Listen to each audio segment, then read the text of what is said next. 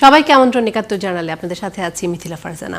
দর্শক, একাত্তর জার্নাল এমন একটি অনুষ্ঠান যে অনুষ্ঠানে আমরা আপনাদেরকে জানানোর চেষ্টা করি খবরের পেছনের খবর, খবরের বিশ্লেষণ, আরও জানানোর চেষ্টা করি আজ সকালে যে পত্রিকাগুলো আপনাদের হাতে পৌঁছবে সেখানকার উল্লেখযোগ্য যে শিরোনামগুলো আছে সেগুলো।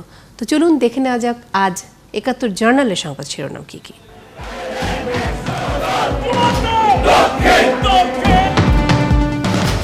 রাজধানীতে 18 দলীয় জোটের গণমিছিল, শান্তিপূর্ণ আন্দোলনেই সরকারের পতন হবে বললেন নেতারা। বিশ্বব্যাংক প্রমাণ দিলেই পদ্মা সেতুতে জড়িতদের বিরুদ্ধে দ্রুত মামলা হবে জানালেন অর্থমন্ত্রী। আমরা আমাদের সেরকম এভিডেন্স দিতে যদি পারো, within 2 to 3 days we go for a plan of it. We file cases. Hallmark 232 কোটি টাকা ফেরত দিয়েছে জানালেন সোনালী ব্যাংক এমডি, ডেস্টিনি গ্রুপের এমডি ও চেয়ারম্যান 18 দিনের রিমান্ডে। যুক্তরাষ্ট্রের প্রেসিডেন্ট নির্বাচনী বিতর্কের দ্বিতীয় দফায় এগিয়ে ওবামা, প্রবাসী বাঙালিরাও চান তার বিজয়। এবং দুর্গাপূজার বাকি আর 2 দিন, চলছে প্রতিমার সাথে নিজেকে সাজানোর কেনাকাটাও।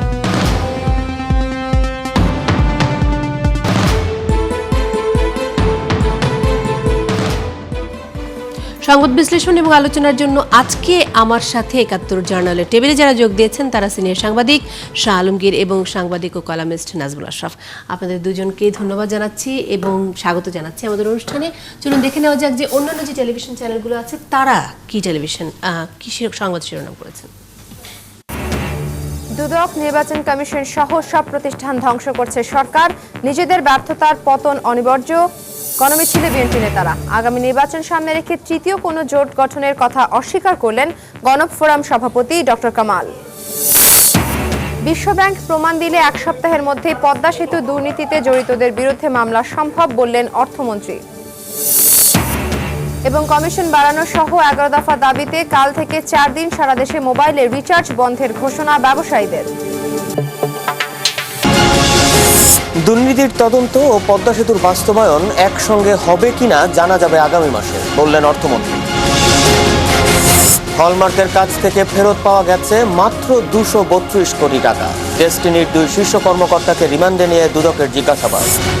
2 প্রধান দলের কাদা ছোড়াছুড়ি বন্ধ করে সংসদের বিশেষ অধিবেশন ডেকে রামু নিয়ে আলোচনার দাবি বিশিষ্টজনদের। এবং দ্বিতীয় দফা বিতর্ক করলেন বারাক ওবামা ও মিট রমনি। ওবামাকে এগিয়ে রাখছেন দর্শকরা।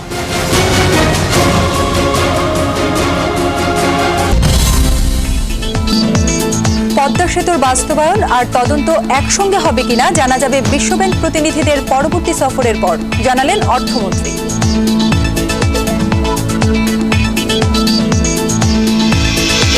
নিয়ম বহির্ভূতভাবে সোনালী ব্যাংক থেকে ঋণ নেওয়ার কথা স্বীকার করেছেন হলমার্ক প্রধান। অর্থমন্ত্রী বলেছেন, ঘুমিয়েছিল বাংলাদেশ ব্যাংক।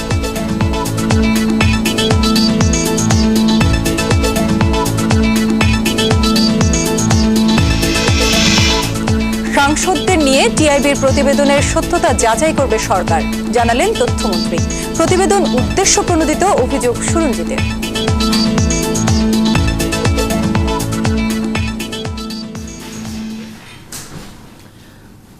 একটু ভিন্ন ভিন্ন শিরোনাম দেখা যাচ্ছে বিভিন্ন চ্যানেলে। আসলে আমার মনে হয় আপনারা আরো ভালো বলতে পারবেন যে যেদিন খুব বড় কোনো ঘটনা না থাকে সেদিন সাধারণ দেখা যায় যে গণমাধ্যমের বিভিন্ন শিরোনামগুলোতে এক ধরনের ভিন্নতা থাকে। আজকে বিভিন্ন বিষয় উঠে এসেছে। শাহ আলমগীর, আপনার কাছে কি মনে হলো যে কোন কোন বিষয়গুলো প্রায় প্রত্যেকটি টেলিভিশনই নিজেদেরকে পদ্মা বিষয়টা নিয়ে অর্থমন্ত্রী যেটা বলেছেন যে বিশ্বব্যাংকে যে প্রতিনিধি দল এসছেন ওনারা যাওয়ার পরপর যদি ওনাদের রিপোর্টে প্রমাণিত হয় যাদের কারোর নাম আসে তাদের বিরুদ্ধে উনি মামলা করবেন। এটা অর্থমন্ত্রীর দিক থেকে খুব একটা কড়া বক্তব্য মনে করি। কিন্তু আজকেই বোধহয় সম্ভবত নাকি গতকাল এর মধ্যে দুদকের তিনিও বলেছেন যে যে প্রতিনিধি দল এসছিলেন তাদেরকে ওনারা সমস্ত তথ্য দিয়েছেন, কিন্তু ওনারা ওনাদেরকে কোনো কিছু দেন নাই, মানে ওনাদের দিক থেকে তদন্ত করার জন্য এখন পর্যন্ত কিছু দেন নাই। কিন্তু ওনারা আশাবাদী যে ওনারা আসার পরে এবং এই তদন্ত এবং কাজ দুটো একসঙ্গে চলবে এই আশাবাদ ব্যক্ত করেছেন।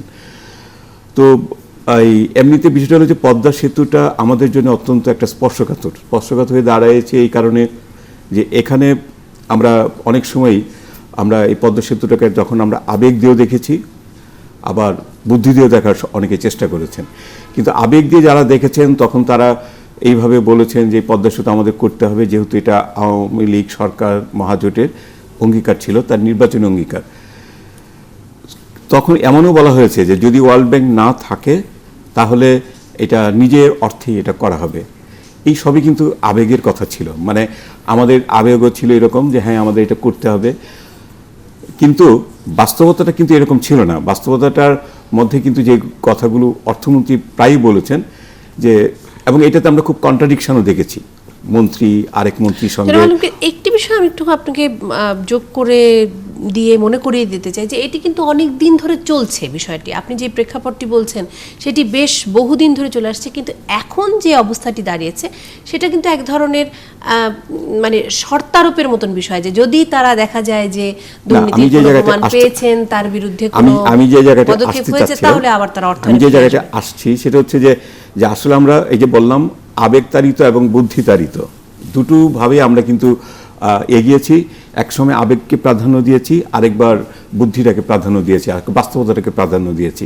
কিন্তু এখন আমরা যেভাবে হাঁটছি এটা কিন্তু বাস্তবতার পথেই, কারণ ওয়ার্ল্ড ব্যাংকের সহযোগিতা ছাড়া, সাহায্য ছাড়া এই এত বড় একটা প্রকল্প আমাদের পক্ষে করা সম্ভব নয়, আর এই সরকারের আমলে তো নয়ই।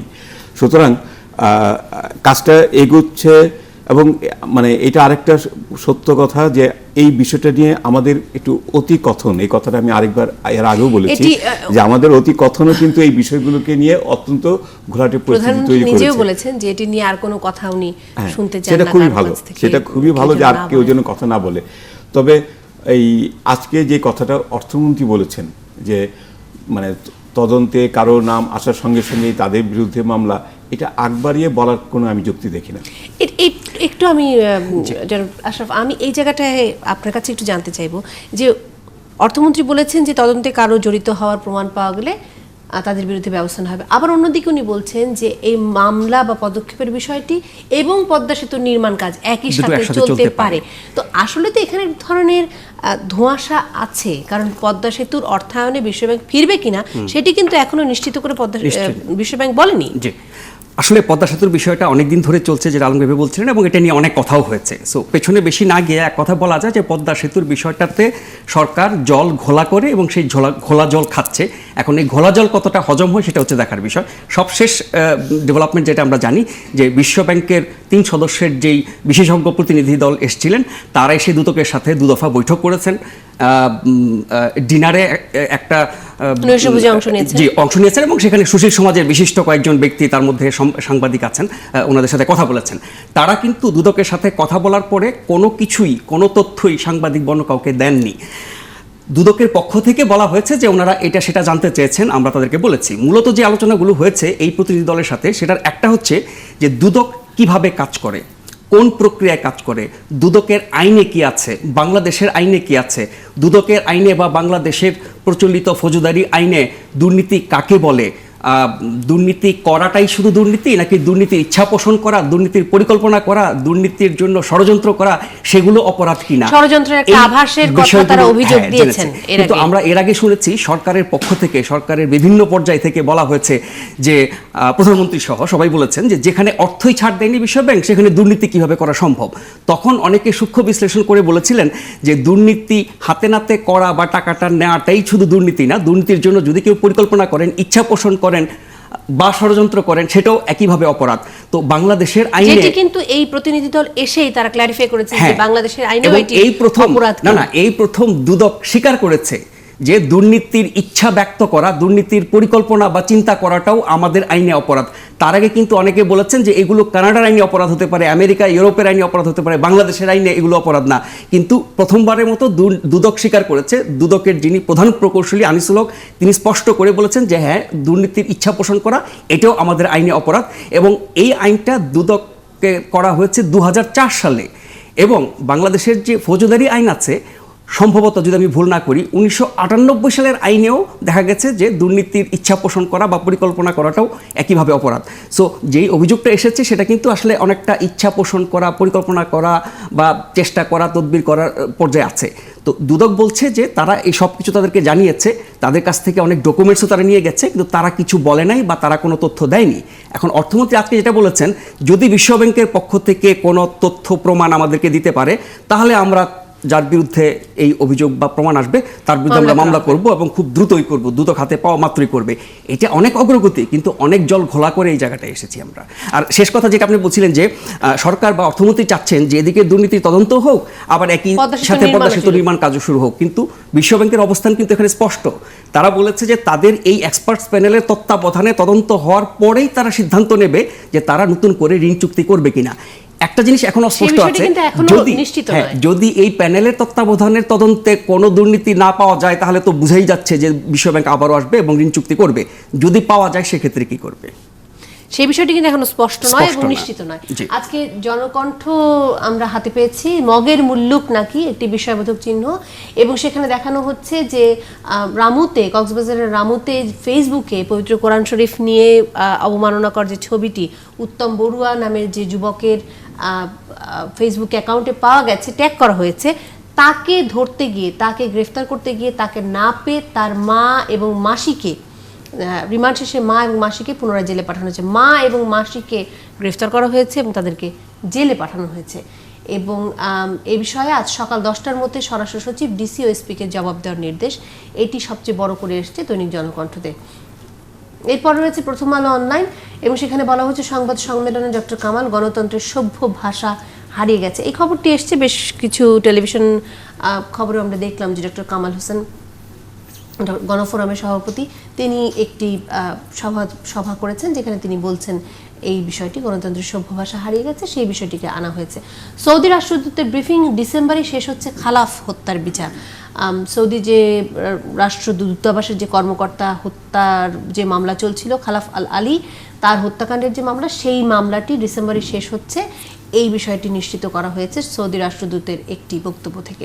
পদ্মা সেতুতে বিশ্বব্যাংকের অর্থায়নের সম্ভাবনা ক্ষীণ, একটা স্পেকুলেশন দেখতে পাচ্ছি প্রথম আলোতে, যে বিষয়টি নিয়ে আমরা কথা বলছি। এটা বিএনপির বক্তব্য, বিএনপি মনে করছে, বিএনপি মনে করছে, হ্যাঁ, এবং সেখানে বলা হচ্ছে বলে মনে করছে বিএনপি দলটির স্থায়ী। আজকে যে 18 দলীয় জোটের একটা সমাবেশ হয়েছে, গণমিছিল হয়েছে, সেখানে ব্যারিস্টার মওদুদ আহমেদ, তিনি অনেক ধরনের বক্তব্য, কিন্তু সেখানে ব্যারিস্টার মওদুদের একটি বক্তব্য যেটা যুক্তিপূর্ণ না। তিনি বলেছেন যে বিশ্বব্যাংকের বিশেষজ্ঞ দল দুদকের সাথে বৈঠক করার পরে কোনো কথা বলে নাই, তার অর্থ হচ্ছে যে ওনারা সন্তুষ্ট হন নাই। এটা কিন্তু এটা বোঝায় না, স্পেকুলেশনটা আসলে কতখানি ঠিক সেই বিষয়ে এটা শুরু হয়েছে মাত্র। এই জায়গাগুলোতে শুনেন, আমাদের রাজনীতিবিদরা মনে হয় যে এইরকম কোনো সরকার যখন কোনো কাজে ফেইলিউর হয়, তখন মনে হয় ওনার একটা আনন্দ পান যে কোথায় কোথায় মানে ব্যর্থ হচ্ছেন, যদিও যে সেখানে জাতীয় স্বার্থ বিঘ্নিত। যদিও মানে পদ্মা সেতুটা হওয়া উচিত শুধুমাত্র আওয়ামী লীগের জন্য নয়, এটা হওয়া উচিত গোটা দেশের জন্য, এটা বিএনপির জন্য। কিন্তু এখন এই সেতুটা নিয়ে যত এই যে বক্তব্যগুলো, নানান ধরনের যে ব্যাখ্যা দেওয়া হয়, এটাও কিন্তু একটা যে কেউ অনেকেই পছন্দ করে না যে এই সরকার আমলে এসে এরকম একটা কাজ হোক। কারণ আমাদের রাজনৈতিক এরকম একটা চরিত্র কিন্তু আমাদের দাঁড়িয়ে যাচ্ছে যে যদি একটা ঘূর্ণিঝড় হয়, ঘূর্ণিঝড়েও যে আমরা সবাই মিলে যে ঘূর্ণিঝড়ের মোকাবেলার জন্য সাহায্য করা হবে, সেটা কিন্তু আমরা একসাথে করতে পারি না।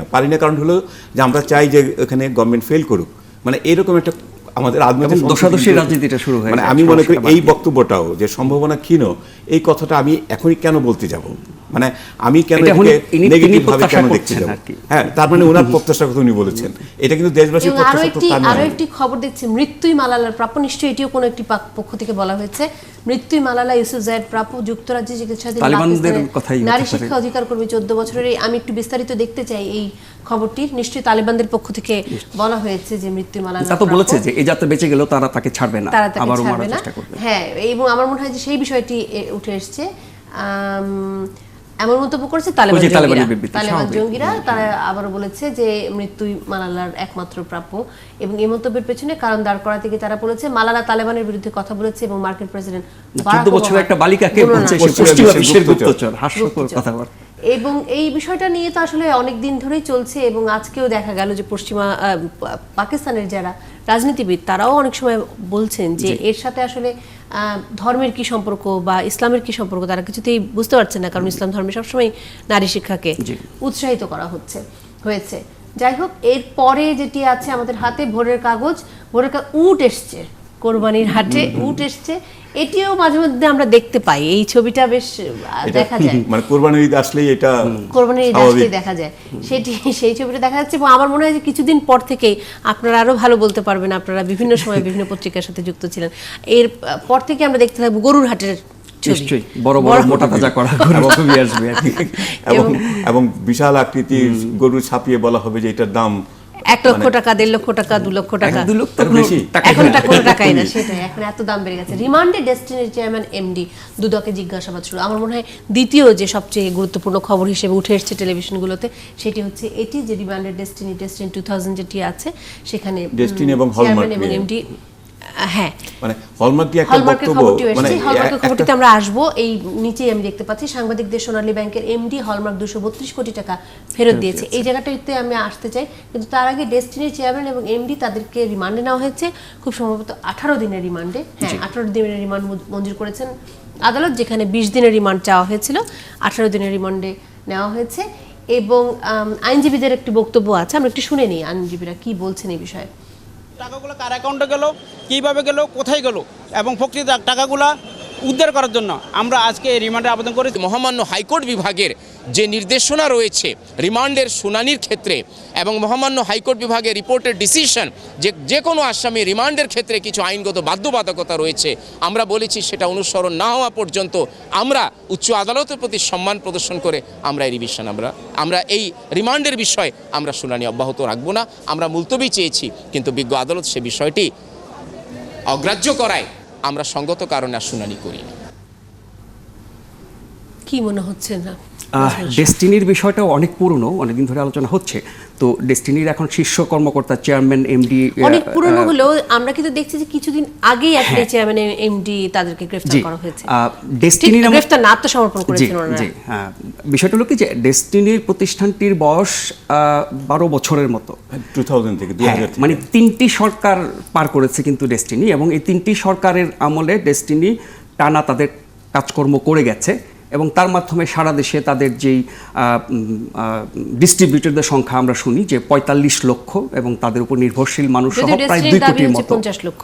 হ্যাঁ, এখন ডেস্টিনি যদি বেআইনি কাজ করে থাকে বা এমএলএম কোম্পানি হিসেবে তারা যদি সঠিক কাজগুলো না করে থাকে, তাহলে সেটা এই 10-12 বছর 3টি সরকার পার করলো, এত সব কর্তৃপক্ষ ছিলেন, তারা কখনো সেগুলো দেখলেন না। তাদের এতটা সম্প্রসারণ এবং বিকাশ হলো সারা দেশে, এবং তারা অনেকগুলো কাজ করেছেন যেগুলো তারা বলে থাকেন, কর্মসংস্থান থেকে শুরু করে আর অনেক কিছু। কিন্তু অভিযোগ যেটা হচ্ছে যে টাকা পাচার করার বা মানি লন্ডারিংয়ের, তো সেরকম অভিযোগ প্রমাণিত হলে নিশ্চয়ই তাদের শাস্তি হবে। কিন্তু যেভাবে প্রতিষ্ঠানটির বিরুদ্ধে ব্যবস্থা নেওয়া হচ্ছে, তাদের ব্যাংক জব্দ করা হচ্ছে, তাদের শীর্ষ কর্মকর্তাদের আটক করা হচ্ছে, তাতে করে এই যে মানুষগুলো এই সংগঠনের সাথে জড়িত, তারা একটা চরম অনিশ্চয়তা এবং দুর্যোগের মধ্যে পড়েছেন। এই বিষয়টি সরকার বিবেচনায় নিয়ে যদি তদন্তটা করতেন। আপনি কি এই বিষয়টিকে কিভাবে দেখেন, কতটা একমত পুরো বিষয়টির সাথে? কারণ যারা এই দুর্বিপাকে পড়েছেন তারা কিন্তু কিছুদিন আগে একটা সমাবেশ করেছেন এবং তারা বলেছেন তাদের কিন্তু কোনো অভিযোগ নাই, তারা কিন্তু বলছেন যে তারা প্রতারিত হয়েছে। অন্য অনেক এমএলএম কোম্পানির ক্ষেত্রে কিন্তু গ্রাহকরা এসে অভিযোগ করেন, আন্দোলন করেন, দাবি করেন। ডেস্টিনি একমাত্র কোম্পানি যেখানে আন্দোলন করেছে, ডেস্টিনি একমাত্র কোম্পানি যেখানে তারা বলছেন যে আমাদেরকে বাঁচতে দিতে হয়নি, আমরা বেনিফিট যে ডেস্টিনিকে যদি অন্যান্য এমএলএম কোম্পানি যেগুলো মানে হাওয়া হয়ে গেছে অথবা তাদের বিরুদ্ধে মামলা চলেছে, অনেকে গ্রেফতার হয়েছে, ইউনিপেটু, তারপর আরো কয়েকটা, মানে এটা কিন্তু তার সাথে তুলনা করলে কিন্তু আবার ঠিক হবে না। আর আরেকটা বিষয় হচ্ছে যে এখন পর্যন্ত ওই যে যেমন যুবক কিংবা এদের মতো যেমন গ্রাহকরা এসে তাদের বিরুদ্ধে আন্দোলন করেছে, তাদের পাওয়া টাকা ফেরত চেয়েছে, এটা কিন্তু ডেস্টিনির ক্ষেত্রে কিন্তু এখনও ওটা অবস্থাটা আসে নাই। কারণ ধরেন ডেস্টিনি অনেকগুলো কোম্পানির মধ্যে যেমন একটা আছে টি প্ল্যান্টেশন, একটা প্রোগ্রাম আছে, ওটা যাদের কাছ থেকে টাকা নিয়েছে প্রত্যেকটা গাছের জন্য 5,000 টাকা করে নিয়েছে, কিন্তু সেই 5,000 টাকা ফেরত দেওয়ার কথা কিন্তু তাকে 13 বছর পরে। সুতরাং 2000 বলতে পারবেন না যে তারা প্রতারণা করেছে বা মেনে দিয়েছে, ওই টাকাটা কিন্তু তারা আরও 13 বছর পরেই ফেরত দেওয়ার কথা। তার মানে এটা এখন যদি এটা 2000 সাল থেকে 2012 আরেকটি বছর পরে তাদের টাকা কিন্তু ফেরত দেওয়ার কথা। তখনই কিন্তু গ্রাহকরা বুঝতে পারবে যে তাদের টাকা ফেরত দেওয়া হচ্ছে কি হচ্ছে না। যার কারণে এখন পর্যন্ত তাদের বিরুদ্ধে কিন্তু কোনো অভিযোগ নাই এখন পর্যন্ত ইয়ের দিক থেকে, তাদের ভেতরের দিক ক্ষতিগ্রস্ত থেকে। বলে কেউ দাবি করছেন না নিজেদেরকে। কিন্তু একটি বিষয় জানাব আলমগীর, যেটি বলা হচ্ছে ডিস্ট্রিক্টের বিরুদ্ধে যে অভিযোগ যে তারা যে বিপুল অঙ্কের টাকা পাচার করেছে বা বলা হচ্ছে নয়চার করেছে, অনিয়ম করেছে, অনিয়ম করেছে। আমার কথা, প্রশ্নটি যেটি মনে আসছে সেটা হচ্ছে এই টাকাটি তাহলে আসলে কাদের? না, একটা বিষয় হচ্ছে যে টাকাগুলি তো জোগাড় হয়েছে। আমি যে টাকা একটা উদাহরণ দিলাম যে একটা গাছ বিক্রি করেছে 5,000 টাকা, ওই গাছটি কিন্তু দেখা গেল যে কমপক্ষে 500 লোকের কাছে বিক্রি করেছে একটা গাছ। হ্যাঁ, বিক্রি করে ওই টাকাটা তো ওনারা নিয়ে এসছেন, মানুষের কাছ থেকে নিয়ে এসে ওনারা এক জায়গায় এটা জড়ো করেছেন। কিন্তু ওনারা যেই জায়গাটায় ওনাদের সমস্যাটা হয়েছে সেটা হলো যে এই টাকাটা কিন্তু ওনারা আবার ট্রান্সফার করেছেন, ওনারা গ্রাহকের কাছে সরাসরি টাকাটা জমা নিয়েছেন। এখন এটা তো ব্যাংকিং কোনো নিয়মে এটা আপনি করতে পারেন না। আপনি ইচ্ছা করলেই আপনি লোকজনের কাছে টাকা নেওয়ার কোনো রাইট আপনার নাই, যে আপনি টাকা জমা নিচ্ছেন আবার এইটা ট্রান্সফার করে আরেক জায়গায় ট্রান্সফার করেছেন। এখন এই যে মানি লন্ডারিং বলেন, টাকা স্থানান্তর বলেন, সবগুলো জায়গায় কিন্তু সমস্যাটা হচ্ছে যে আপনি টাকা জমা করেছেন একটা কোম্পানির নামে, আমি বারবার যে উদাহরণটা দিচ্ছি, ধরেন টি প্ল্যান্টেশনের নামেই টাকাটা আপনি জমা করেছেন, কিন্তু এই টাকাটা তো ওই কোম্পানির নামে নেই। ওখানে দেখা গেল যে আপনি জমা করেছেন 1000 কোটি টাকা, কিন্তু দেখা গেল এখন আপনি 50 কোটি টাকা আছে, বাকি টাকাটা আপনি আরেকটা নামে সরিয়ে নিয়েছেন। যে 39টি সিস্টার কনসার্ন তৈরি অঙ্গ সংগঠন যেগুলো প্রতিষ্ঠান যেগুলো তৈরি হয়েছে, সেটা তো ব্যাংকিং নিয়মে আপনি এটা করতে পারেন না। সেটা কিন্তু ওনাদের বিরুদ্ধে এটা হলো মানে অভিযোগ। মোট কথা হচ্ছে সেখানে একটা অনিয়ম আছে এবং সেটা সাধারণ জনগণেরই টাকা থেকেই অনিয়মটা হয়েছে। মানে সেই অনিয়মের তদন্ত বিচার করতে গিয়ে যেন এতগুলো প্রতিষ্ঠান এবং তার উপর নির্ভরশীল মানুষগুলোকে পথে বসিয়ে না দেওয়া হয়, সেদিকে একটা খেয়াল রাখা দরকার। তবে এইখানে সরকার একজন প্রশাসক নিয়োগ মানে করবেন, এটা একটা আইনও পরিবর্তন করতে হচ্ছে, কারণ বাণিজ্য মন্ত্রণালয়ের এটা যে ধরনের ব্যবসা, এখানে সরকারি প্রশাসকের পক্ষে এই ব্যবসা চালানো মুশকিল। কোম্পানি ল অনুযায়ী প্রশাসক নিয়োগ করার মানে সিস্টেম ছিল না বলে এটা আইন পরিবর্তন করতে হচ্ছে। কিন্তু এটা সত্যি কথা যে এই রকম ব্যবসা হয়তো প্রশাসক নিয়োগ করলেও এটা কতদূর কাজে লাগবে আমরা এখনো বলতে পারছি না। কিন্তু তার বাইরে এই প্রতিষ্ঠানগুলো তো রাখার আর কোনো উপায় নেই, কারণ প্রতিষ্ঠানগুলো তখন নানান কারণে ব্যাহত হওয়া শুরু হবে। দৈনিক ইত্তেফাক আছে আমাদের হাতে। রামু হামলার মদতদাতারা চিহ্নিত হয়নি, এখনো মৃত্যুর ভয়ে ঘুম আসে না, চাঁদাবাজদের হুমকি। পিনাকি দাশগুপ্ত, এখানে একটা চিঠি দেখা যাচ্ছে, আমার কাছে মনে হচ্ছে যে তাদের একেবারে নিজস্ব একটি বক্স আইটেম, যেখানে খুব প্রয়োজন না হলে বাসার বাইরে বেরোন। খুব সম্ভবত চাঁদাবাজরা যে চিঠি লিখে কাউকে হুমকি দিচ্ছেন এবং এটি যে খুব অহরহ একটি ঘটনা সেরকমই কোনো খবর আছে এটাতে। দ্বিগুণ দামে বিক্রি হচ্ছে পেঁয়াজ, মশলার বাজারে আগুন, এটিও একটি মোটামুটি সিজনাল খবর, মৌসুমী খবর। ঈদের আগেই এই ধরনের খবর আমরা দেখতে পাই। তারপর আছে Daily Star online, Muhith berates central bank. আমরা এটি দেখেছি, অর্থমন্ত্রী এটিও বলেছেন যে কেন্দ্রীয় ব্যাংক এতদিন ঘুমিয়েছিল। কেন্দ্রীয় ব্যাংকের যে এক ধরনের স্থবিরতা, সেই কারণে আসলে হলমার্কের এই বড় ধরনের এই আলাপটিতে আমি আসতে চাই, একটু বিশ্লেষণাত্মক আলাপে আমি আসতে চাই। 14 yet fearsome, his case shows how slum boys end up in crime world। এটি একটি নিজস্ব প্রতিবেদন, আমার কাছে মনে হচ্ছে কোনো একটি কেস স্টাডিকে ধরে ডেইলি স্টার এই খবরটি করেছে। এরপর রয়েছে বাংলাদেশ প্রতিদিন, 5 তারকা হোটেল সহ কিছুই হয়নি 13 বছরে। সিভিল এভিয়েশন, ইপকো থেকে সামিট গ্রুপের সিরিজ ব্যর্থতা, বিমানবন্দরের উন্নয়ন ঝুলেই রইল। আবারও নিজস্ব প্রতিবেদন তাদের, এবং সেই নিজস্ব প্রতিবেদনে তারা বলছে যে বিমানবন্দর এলাকায় 5 তারকা 3 তারকা হোটেল সহ shopping complex, golf course, country club নির্মাণের কাজ এখনো শেষ করা যায়নি। তার মানে 13 বছর আগে এটি করার কথা ছিল বা হাতে নেওয়া হয়েছিল। 232 কোটি টাকা ফেরত দিয়েছেন তানভীর। এই আলাপটিতে আমি যেতে চাই, হলমার্ক যে দুর্নীতির আলাপ। তবে আলাপটিতে যেতে হলে আমাদেরকে একটা বিরতি নিতে হবে। বিরতির পর এক্ষুনি ফেরত আসছি, কোথাও যাবেন না, ফিরছি বিরতি নিয়ে।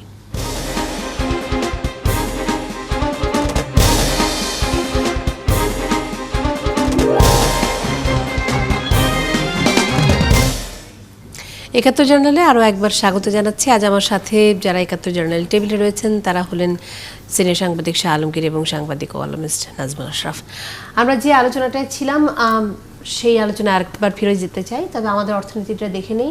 পদ্মা সেতুর কাজ শুরুর সিদ্ধান্ত বিশ্ব ব্যাংকের দ্বিতীয় দল এলে প্রমাণ দিলে জড়িতদের বিরুদ্ধে 1 সপ্তাহে মামলা, অর্থমন্ত্রী সব পত্রিকাতেই এসছে।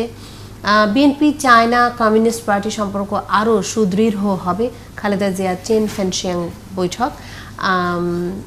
সম্প্রতি যে খালেদা জিয়া বিরোধী দলের নেত্রী তিনি চীন সফর করেছেন, তার ফলশ্রুতিতে এই ধরনের একটি খবর এসেছে। বিসিবি নতুন সভাপতি পাপন, নাজমুল হাসান পাপন এমপি, ডেস্টিনি গ্রুপের চেয়ারম্যান ও এমডি 18 দিনের রিমান্ডে, ফের বুকার জিতলেন হিলারি ম্যান্টেল। এখানে একটি বক্স খবর দেখতে পাচ্ছি, ধর্ম নয় ভালোবাসায় বিয়ে, সাইফ আলী খান এবং কারিনা কাপুর তাদের দুজনের একটি ছবি। সম্প্রতি এই বলিউড স্টাররা বিবাহ বন্ধনে আবদ্ধ হয়েছেন, সেটির ব্যাপারে বেশ আগ্রহ আছে বাংলাদেশের দর্শকদেরও, সেই জন্য বিভিন্ন পত্রপত্রিকায় এসছে এই খবরে। এরপর আছে বার্তা24.net, একটি অনলাইন বার্তা সংস্থা। বিশ্বব্যাংক প্রমাণ দিলে জড়িতদের বিরুদ্ধে মামলা, গোলাম আজমের পক্ষে বিদেশি সাক্ষীর সমন চেয়ে আবেদন। এই খবরটি আমরা বিভিন্ন কাগজে আমি মনে হয় দেখব, অন্যান্য কাগজেও দেখতে পাবো। সেটি হচ্ছে যে দুজন বিদেশি সাক্ষী তার পক্ষে সাক্ষ্য দেওয়ার কথা রয়েছে, কিন্তু তারা আদৌ দিতে পারবেন কিনা সেটির একটি বাংলাদেশের আইন সেটি পারমিট করে কিনা, অর্থাৎ সেটির অনুমোদন দেয় কিনা, অনুমতি দেয় কিনা, সেটি নিয়ে এক ধরনের প্রক্রিয়া চলছে এবং সেখানেই জানার চেষ্টা করা হচ্ছে যে সাক্ষীর সমন দেওয়া সম্ভব কিনা। তো এই খবরটি এসছে বেশ বিভিন্ন পত্রপত্রিকা। যুদ্ধাপরাধের মানবতা বিরোধী অপরাধের যে বিচার চলছে, সেই মানবতা বিরোধী অপরাধের মামলায় এই সাক্ষী নেওয়ার কথা হয়েছে। এরপর রয়েছে আমাদের সংবাদ হাতে এবং খাল দখল, বেশ ভালো একটা ছবি। এখানে যে কখনো খাল ছিল সেটা বোঝার কোনো উপায় নেই, বেশ সবুজ ঘাস, সেটি অবশ্য দেখতে বেশ মনোরম, বিশাল কয়েকটি ভবন, কারণ সবুজ ঘাস এরকম ঢাকা শহরে কমই দেখা যায়।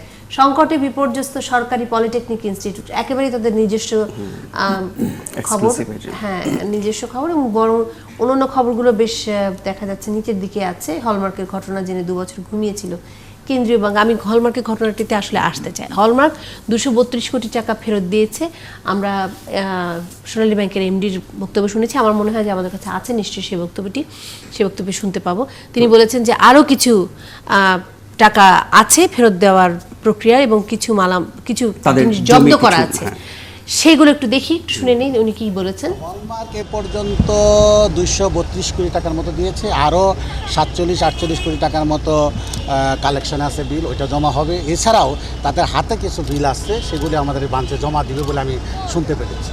মেইন দায়িত্ব হচ্ছে যে টাকাটা বেরিয়ে গেছে সেই জনগণের অর্থকে আমরা যাতে উদ্ধার করতে পারি, তার জন্য সেটাকে নিরাপদ রাখতে পারি, তার জন্য যা যা করণীয় আমাদের মর্টগেজ নেওয়াটা এখন অন্যতম ছিল যে হলমার্ক যে এই ঋণগুলো নিল এত মানে প্রায় 3000 কোটি টাকার ঊর্ধ্বে, তো এই ঋণগুলোর এগেনস্টে সোনালী ব্যাংকে তারা কি মর্গেজ দিয়েছে এবং তাদের মর্গেজের পরিমাণটা কত। এই জন্য আমরা এই বিষয়টি আরও জানতে চাচ্ছি যে এখানে কোনো প্রভাব ছিল কি না, বা এই অর্থগুলা কীভাবে কি উপায়ে আপনারা এটা সংগ্রহ করেছেন, এটা তো অবশ্যই আমরা জানতে চাইবো। এর মধ্যে কারা আরও জড়িত, কারা আছে।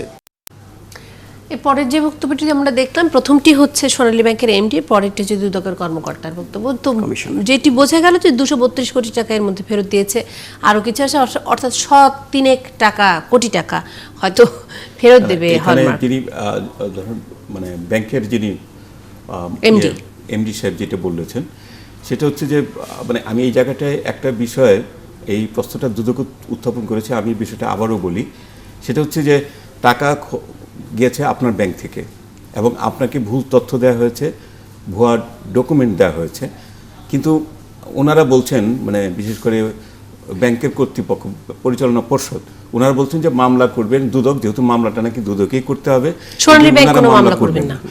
কিন্তু এইটা হলো যে আপনি একজন হিসেবে কেন মামলা করবেন না, পেছনে তাহলে অর্থটা কি? এটা কিন্তু একটা প্রশ্ন যে আপনি কেন মামলাটা করবেন না। আর আমি আরেকটা বিষয়, আজকে অর্থমন্ত্রী যেটা বলেছেন কেন্দ্রীয় ব্যাংক ঘুমিয়েছিল, এই বিষয়টা নিয়ে আমি কিন্তু মানে যদি কেন্দ্রীয় ব্যাংক ঘুমিয়ে থাকে তাহলে কিন্তু আপনার অর্থমন্ত্রী আপনিও ঘুমিয়েছেন, কারণ কেন্দ্রীয় ব্যাংকের ফেলিওর, তার অর্থ এটা কার ফেলিওর? আপনি তো এইগুলো তাহলে অর্থমন্ত্রী আপনিও ঘুমিয়েছিলেন, তাহলে আপনি কেন এটা জনাব জানবেন? একটু আমি এই দুটো বিষয়কে একটুখানি যুক্ত করে আপনারা যদি বলেন যে একটি হলো যে কেন্দ্রীয় ব্যাংক ঘুমিয়েছিল, একদিকে অর্থমন্ত্রী যেমন এটি বলছেন, সেরকম কিন্তু আমরা দেখছি যে সোনালী ব্যাংকের যে পরিচালনা পর্ষদ তাদের কোনো দায়ভার নেই, এরকম একটি পরিস্থিতি কিন্তু দাঁড়িয়েছে না, যে তারা একশো কোনোভাবে জন জানতেই পারেননি পুরো বিষয়টি। না, বিষয়টা যখন কিন্তু পত্রিকায় অন্যদিকে এসেছিল, কেন্দ্রীয় ব্যাংকের এক ধরনের দায়ভার না আছে। বিষয়টা যখন পত্রিকায় এসছে তখন কেন্দ্রীয় ব্যাংক কিন্তু একটা চিঠি দিয়ে তাদেরকে মানে সতর্ক কারণ করে। দর্শনের একটা চিঠি দিয়েছিল। তখন কিন্তু ইনি অর্থমন্ত্রী অর্থমন্ত্রী বলেছিলেন যে এটা নাকি তাদের এখতিয়ারভুক্ত নয়। কেন্দ্রীয় ব্যাংকের কোনো কাজ না। কাজ নয়। তারপরে এই টাকাটা যখন এত বিশাল পরিমাণ টাকা যখন লোপাটের খবর পাওয়া গেল, এটা যদিও উনি পরে ভুল স্বীকার করেছেন, কিন্তু ওনার কাছে এটা খুব অল্প পরিমাণ মনে হয়েছিল। মানে 4,000 কোটি টাকা অল্প টাকা, মানে মনে হচ্ছে এটা 400 মানে তিনি বলেছেন যে 40,000 কোটি টাকার যেখানে লেনদেন হয় সেই তুলনায় এখানে 4,000 কোটি টাকা খুব সুতরাং এই যে কোন ব্যাংক পুরো ব্যাংকিং সেক্টরের না, কিন্তু আমি যে বিষয়টা বলতে চাই, একজন অর্থমন্ত্রী যদি কেন্দ্রীয় ব্যাংকে দায়ী করেন এবং এটা যদি প্রকাশ্যই করেন এবং এটা যদি আমরা সবাই জাতি যদি দেখে, তাহলে এই গভর্নমেন্টের কি মনে হচ্ছে না যে অর্থমন্ত্রীর কোনো কন্ট্রোল নেই কেন্দ্রীয় ব্যাংকের উপর? এরকম একটা ধারণা তো আমাদের তৈরি হতে পারে। এরকম কি কোনো ধারণা তৈরি হচ্ছে? আচ্ছা, এই বিষয়টা আসার আগে এই যে সোনালী ব্যাংক যেই যুক্তিতে প্রথম বলেছিল যে তারা মামলা করবে না, দুদক করবে, কারণ তারা চাচ্ছে ঋণটাকে যাতে ফেরত নিতে পারে, টাকাটা আদায় করতে পারে।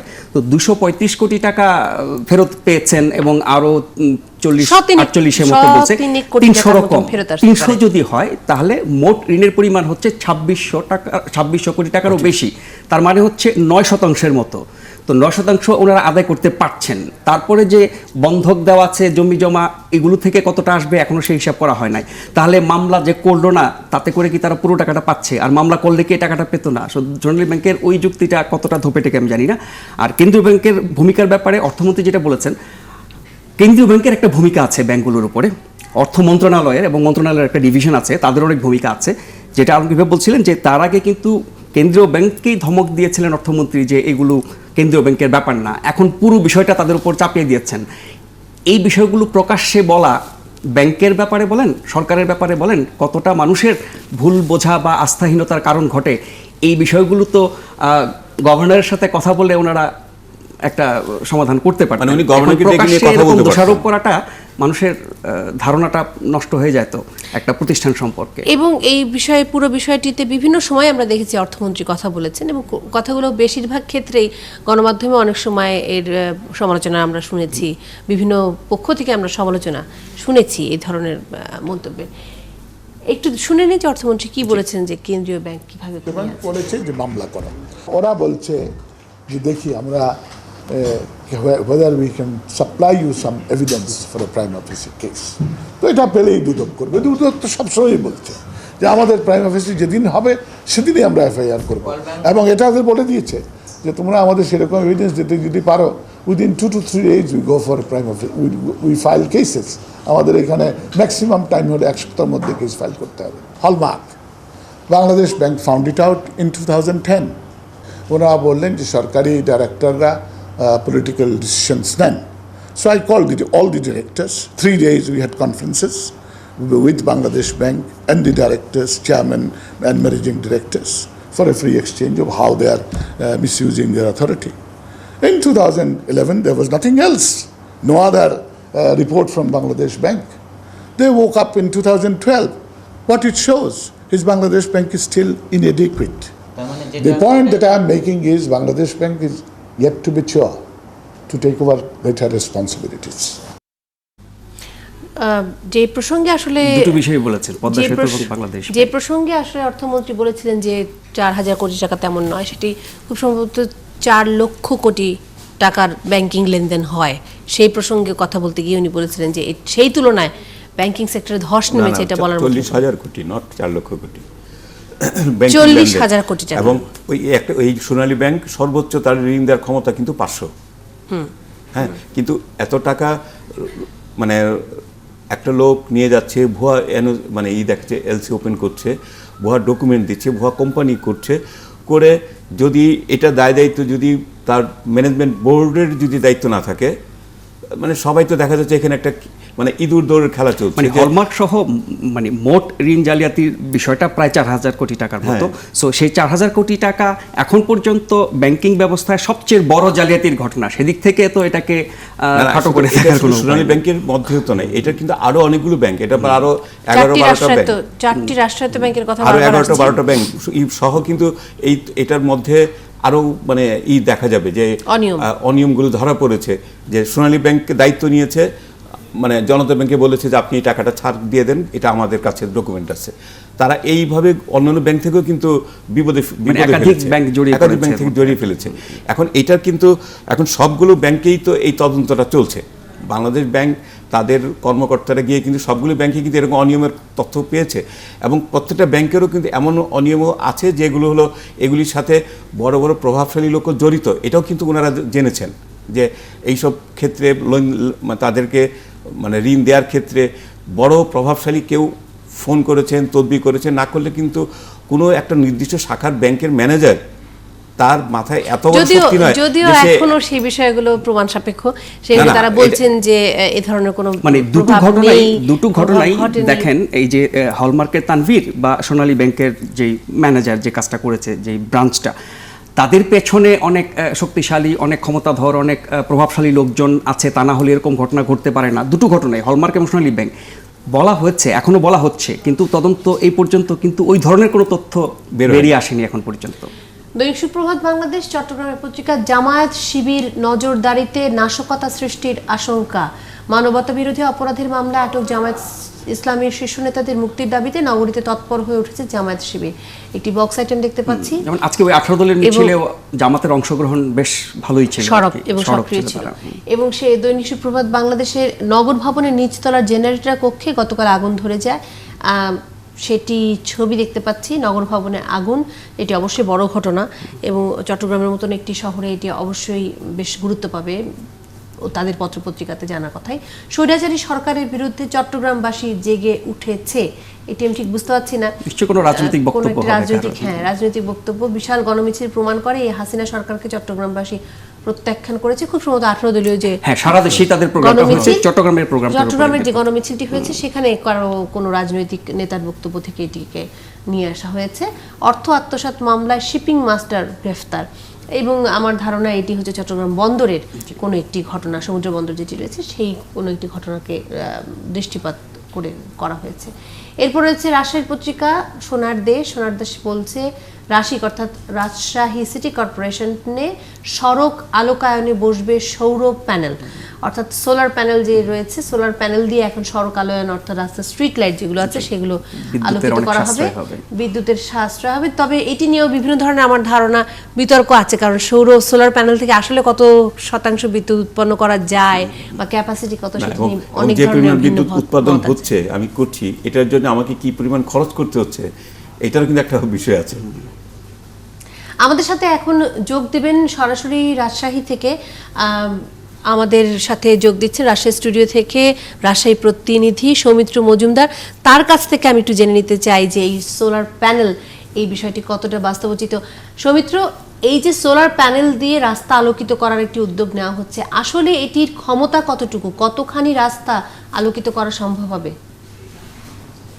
আসলে আমি যতটুকু জানতে পেরেছি যে প্রায় 35 কিলোমিটার শহরের মধ্যে প্রায় 35 কিলোমিটার রাস্তা এই সৌর বিদ্যুৎ দ্বারা আলোকিত করা হবে। তবে যদিও এই বিষয়টি নিয়ে এখনও আমি কথা বলেছিলাম রাজশাহী সিটি কর্পোরেশনের কর্মকর্তার সাথে, তারা যদিও বলছে যে এটি তাদের একদমই প্রাথমিক আলোচনায়, এখন পর্যন্ত তাদের এই বিষয়টি চূড়ান্ত হয়নি।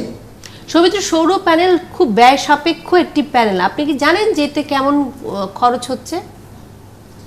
আমি আসলে এই বিষয়টি এখনো নিশ্চিত না যে আসলে এটি করতে আসলে কত টাকা খরচ হবে। তবে তারা সিটি কর্পোরেশনের কর্মকর্তারা বলছে যে তাদের এখনো এই বিষয়টি নিয়ে এখনো পূর্ণাঙ্গ যে রূপ সেটি তারা দিতে পারেনি যে কত টাকা আসলে লাগবে, তারা একটা প্রাইমারি হিসাব করেছে। তবে বিদ্যুৎ উৎপাদন হওয়ার পরে খরচ কতটা বাঁচবে সেটা কি জানেন? না, আমি আসলে এই বিষয়ে এখনো আয় ব্যয়ের ব্যাপারটি এখনো জানতে পারেনি। সৌমিত্র, একটি বিষয় আমরা দেখলাম যে রাজশাহীতে গরুর হাট বোধহয় জমে উঠেছে, তো কি অবস্থা, গরুর হাট জমে উঠেছে? মিথিলা, আপনি জানেন যে প্রায় 1 বছর আগের চাঁপাইনবাবগঞ্জের ভারতের সীমান্তে চাঁপাইনবাবগঞ্জের এক যুবককে ব্যাপক হারে নির্যাতন করেছিল ভারতীয় সীমান্তরক্ষী বাহিনী বিএসএফ, এবং তারপর থেকে কিন্তু রাজশাহী এবং চাঁপাইনবাবগঞ্জ সীমান্ত দিয়ে গরু আসা বন্ধ ছিল।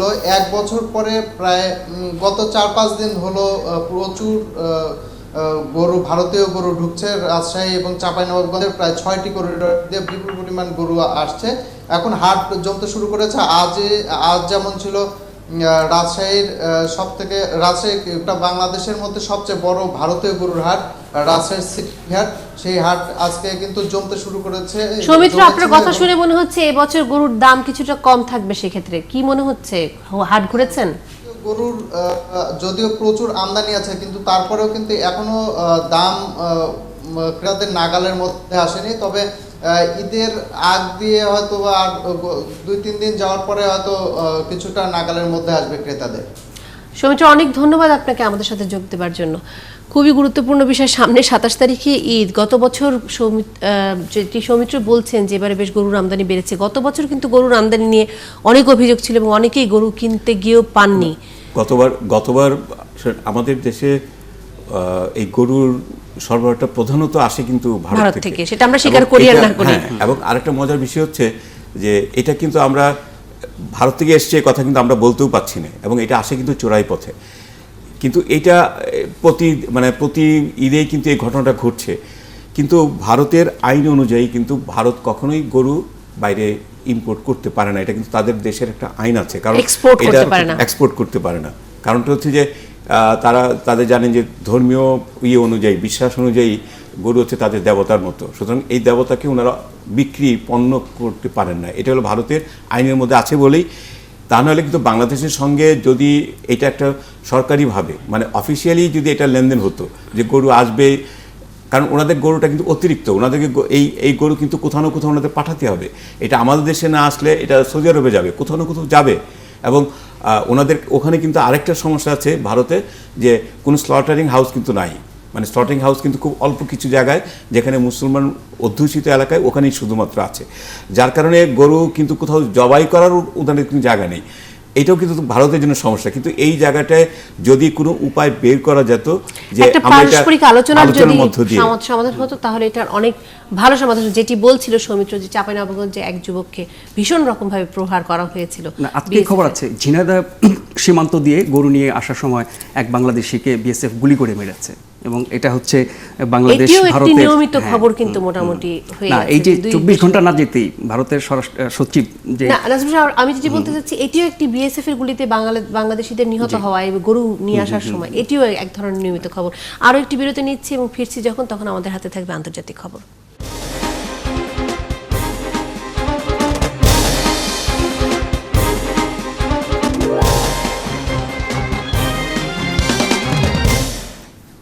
আরো একবার স্বাগত ৭১ জার্নালে, এবং আমার সঙ্গে আছেন সাংবাদিক শাহ আলমগীর এবং সাংবাদিক নাজবুল আশরাফ ভাই এবং আলমগীর ভাই। আন্তর্জাতিক খবর দেখতে চাচ্ছি, একটু শিরোনামগুলো দেখে আসি। Barack Obama and Mitt Romney clashed sharply over foreign policy in the second of their presidential debates. No, I had a question, and the question was, how much did you cut them by? You want me to answer how much did you cut them by? It's just not true. It's absolutely true. You'll get your chance in a moment. I'm still speaking. Well, hold on a second. Mr. President, I'm still speaking. I'm sorry. The British government calls for tough sanctions after England's under-21 football players were racially abused at the end of their match against Serbia. And the body of the former king of Cambodia, Norodom Sihanouk, has arrived home from China to lie in state at the Royal Palace. It's being used to change the teaching of science in British classrooms. And her head went under the guillotine. Now her treasures go under the hammer. French Queen Marie Antoinette's possessions go to auction in Paris on the anniversary of her execution.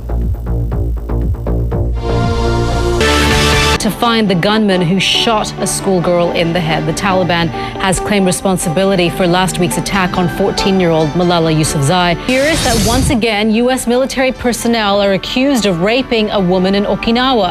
2 sailors have been arrested. President Barack Obama and his Republican Party opponent Mitt Romney faced off for their second presidential debate in New York. The 2 men sparred over the economy, jobs, the deficit, trade with China, and the attack on the U.S. consulate in Benghazi, Libya.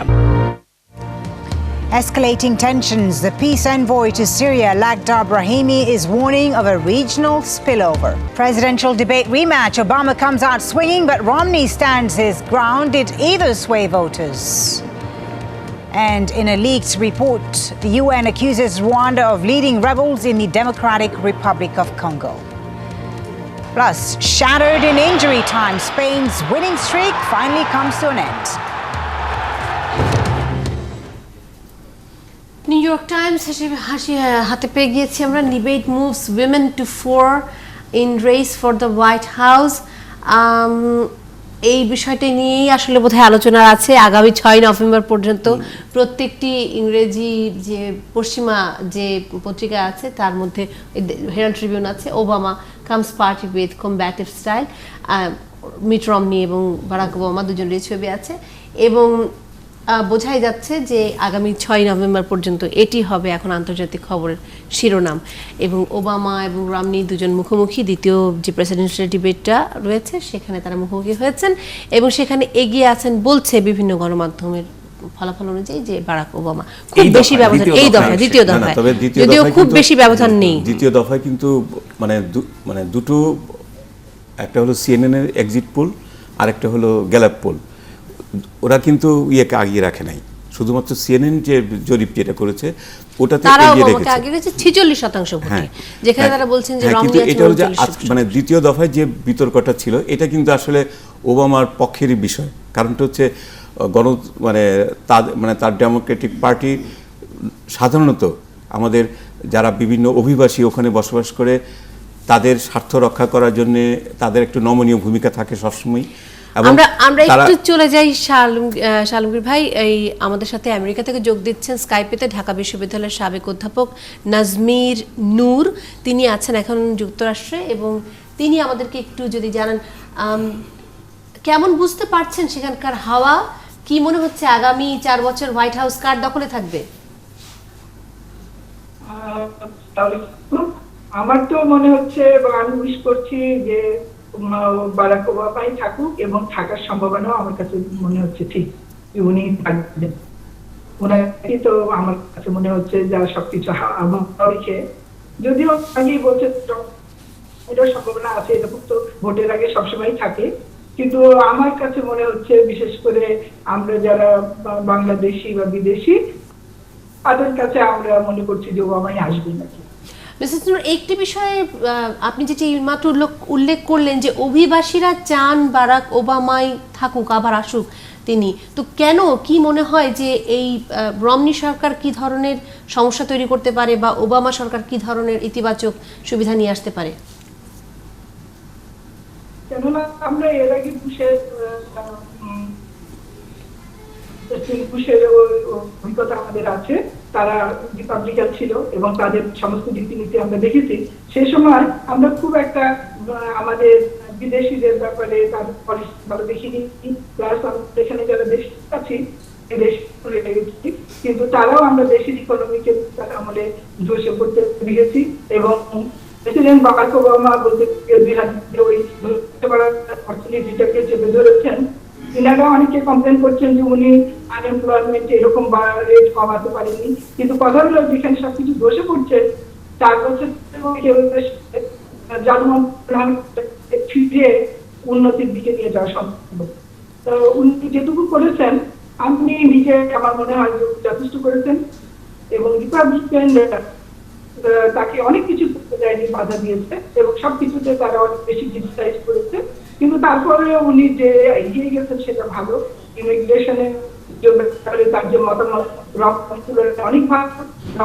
অনেক ধন্যবাদ Mrs Nazmin নূর আমাদের সাথে যোগ দেওয়ার জন্য। সঙ্গত কারণেই শাহরুমগীর উনিও বলছিলেন যে অভিবাসীরা অনেক বেশি করে চাইছেন যেন বারাক ওবামা আরো এক দফা আসে এবং রিপাবলিকানদের যে ডেমোক্রেটদের প্রতি তাদের এক ধরনের না, ওরা একটু মানে এইসব বিষয়গুলোতে একটু সফট আর কি, মানে একটু নমনীয়ভাবে। কিন্তু এখানে মার্কিন নির্বাচনে আমি একটা জিনিস যেটা বলতে চাই সেটা হচ্ছে যে দল যেটি আসুক তাদের মূল যে নীতি, আমেরিকার যে মূল নীতি, এটা কিন্তু কখনোই চেঞ্জ হবে না। আমেরিকার রাজনীতিতে যে বিষয়গুলো খুবই প্রধানত মানে খুব ফ্যাক্টর হয়ে কাজ করে, যেমন এখানে মানে এখানে আপনার ইসরায়েলের একটা বড় প্রভাব আছে, বিশেষ করে আমি ইহুদির কথা বলতে চাচ্ছি। ইসরায়েল মধ্যপ্রাচ্য এই সমস্ত এলাকাগুলোর সম্পর্কে তাদের এইটা জায়গায় কিন্তু যে দলই আসুক তাদের একই রকমের মনোভাব থাকবে। জনাব নাজমুল হাসান, একদম ছোট্ট করে যদি একটু বলেন যে আসলে গণমাধ্যমের ভূমিকা বা এই প্রেসিডেন্সিয়াল ডিবেটের ভূমিকা কতখানি? ইনফ্যাক্ট এই যে ডিবেটটা হচ্ছে বা যেভাবে তারা কথাগুলো বলছেন, কাজ করছেন, 2 দফা হয়ে গেছে, আরেক দফা চূড়ান্ত হবে, এই সব কিছু থেকে আমার মনে হয় বাংলাদেশে আমাদের রাজনীতিবিদরা, আমাদের গণতন্ত্র চর্চা যারা করেন, তাদের যে বিষয়গুলো শেখার আছে সেটা হচ্ছে যে দোষ দেবেন, আপনি সমালোচনা করবেন, কিন্তু সব কিছুর আলোচনার কেন্দ্রবিন্দু হবে জনগণ, জনগণের স্বার্থ এবং পারস্পরিক শ্রদ্ধাবোধ রেখে।